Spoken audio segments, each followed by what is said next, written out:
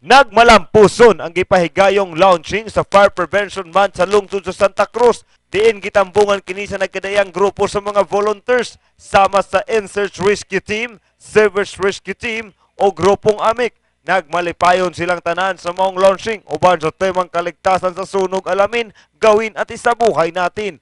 Ang Fire Prevention Month ginasaulog matag bulan sa Marso kay sumala pa sa pagtuon sa Bureau of Fire Protection nga ang bulan sa Marso mao'y pinakaragang sunog nga matala sa tibuok tuig.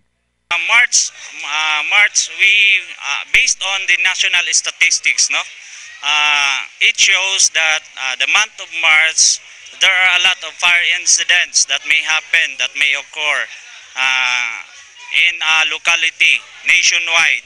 So our bureau, the Bureau of Fire Protection, recognizes that, and with the effect of the presidential decree coming from the late President Ferdinand A. Marcos, they made March as the Fire Prevention Month. No? Gipamahayag sab ni Acting Fire Marshal Inspector Alan R. Padillo nga ang pagsaulog sa Fire Prevention Month hangtod sa pitsa 31 sa bulan sa Marso. Actually, this is a month-long activity, no? This is only a start, and then it will culminate this coming March 31, no? Dako usab ang iyang pagpasalamat ngadto sa local government unit sa Santa Cruz sa pagsuporta sa ilang programa. Of course, with the support of our LGU, the municipality of Santa Cruz, sir. Dugang pa sa maong opisyal na kung mahitabo ang sunog, dili lang maratol o kinahanglang mutawag sa ilang buhatan.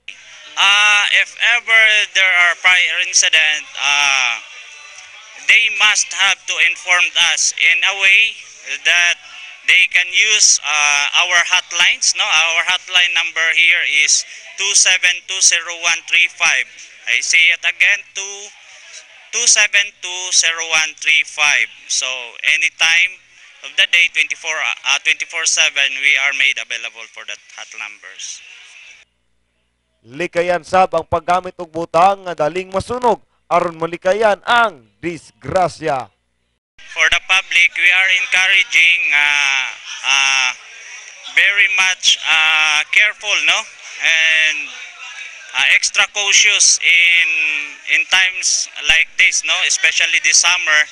Taas kayo ang init, and then most likely if ever warm ang environment, daghan mahitabo nga mga fire incidents, no.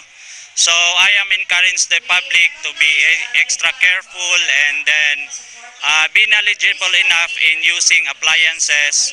And more importantly, I would like to ask everybody that they will have to, if ever they are not using their electrical appliances in their homes, in their respective offices, they must have to switch off their appliances.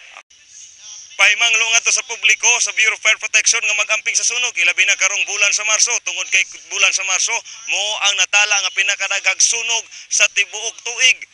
Nanukad mismo diri sa lungsod sa Santa Cruz, uban si Romeo Laugo sa kamera, ako sa 424, Jerry Luyakan, we are one, kakampi.